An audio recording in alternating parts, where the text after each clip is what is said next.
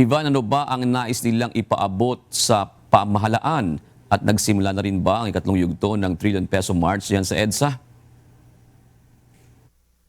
June, iba't ibang personalidad ang nanguna dito sa Trillion Peso March sa People Power Monument sa Quezon City. Highlight dito kung paano nagsalita yung dalawang klase ng henerasyon, yung mga People Power veterans at maging mga kabataan. Ang economist na si Winnie Monsod, inilarawan yung kanyang karanasan noong 1986 at sinabi at pinayuhan ang mga kabataan na lalong ipakita ang paninindigan sa panahon ngayon para naman doon sa panig ng mga kabataan. Nagsalita itong apo ni dating Pangulong Cory Aquino na si Kiko Aquino D. Anya, sa panahon ngayon, hindi dapat maipakita sa mga veterans na nasayang yung kanilang mga ginawang sakripisyo noong 1986 at kayang-kayang ipakita ng mga mamamayan sa panahon ngayon ang kanilang paninindigan pagdating sa pananagutan.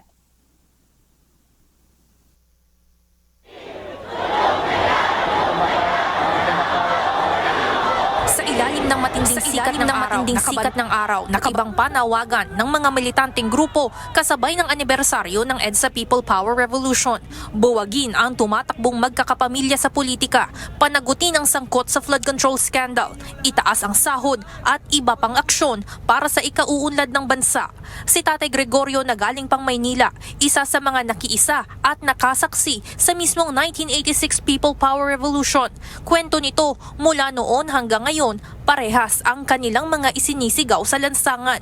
Ngunit tilaan niya walang usad ang kalagayan ng Pilipinas dahil wala naman siyang nararamdamang pagbabago. Parang wala na. Uminad na ako ng 58, parang wala nagbago. Wala, ganun pa rin yung ano natin eh. Mahal ang bilihin, tapos yung mga ano nila rito. Ganun din, wala na tayo. Si Chen na mula naman sa Caloocan, nais gamitin ang araw na ito upang iparinig ang kanilang sama ng loob bilang mga kaanak na mga nasawi sa extrajudicial killings ng nakaraang administrasyon.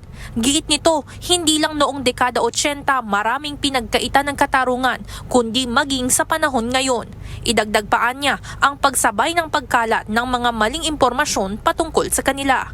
Talaga ang grupo namin is EGK families. So isa yung pagpatay, isa yun talaga sa parang hindi karapat-dapat kasi kung tutuusin, wala naman karapatan ang bawat isa sa atin pumatay, kundi ang Diyos lang talaga dapat ang kumuha ng buhay. Ayun ang binayad namin, pero sila hindi kami binayaran. Ang binigay nila sa amin sama ng loob, tsaka paano pagdurusa. Kaya naman ngayong araw, hindi lang pagtuldok sa korupsyon ang sigaw ng mga relihista. Panawagan na rin ng mga ito na mawakasan na ang pagkalat ng fake news patungkol sa EDSA Revolution. Magkaroon tayo ng mga paraan para malaman ng lahat, lalong-lalo ng kabataan Pilipino, kung ano yung tunay na nangyari noong panahon ng batas militar, lalong-lalo na ng EDSA Revolution. Ang dami kasing kumakalat na fake news at disinformation tungkol dyan. Kailangan mawakasan din natin yung historical revisionism. Sang-ayon dito ang first-year college student na si Hamima. Bagamat sa eskwelahan lamang unang namulat patungkol sa istorya ng EDSA, naniniwala siyang hindi dapat ito mabahiran ng mga maling impormasyong kumakalat online. Yes, alam naman natin na misinformation at disinformation ay laganap sa social media. Importante na nagdo-double check tayo at tinitingnan natin yung mga information na hindi tayo bumabase lamang sa mga vlogger or sa mga walang basihan na mga impormasyon. Para naman sa Administrasyong Marcos Jr., kinikilala nito ang naging malaking parte ng EDSA Revolution sa kasaysayan. It's part of the history. Hindi ito mabubura. Hindi mabubura kung anong naganap noon, ang katapangan ng mga Pilipino, ang pagtanggap sa pangyayari, hindi po yan mabubura sa history.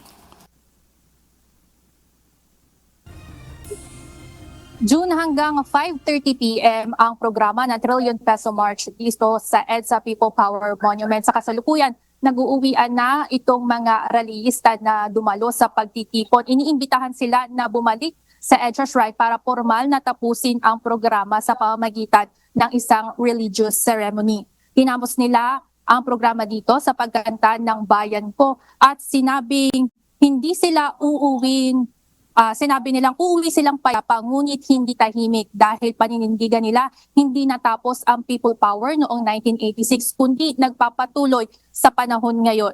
Panghuli, sinabi ng mga ito na hangarin nila ang pagbabago sa Pilipinas at ipinananalangin ang tunay na pagbabago at maayos na kalagayan ng bansa. Yan ang update mula dito sa People Power Monument sa Quezon City. Balik sa inyo dyan, Ju. Maraming salamat, Ivan Alvarez.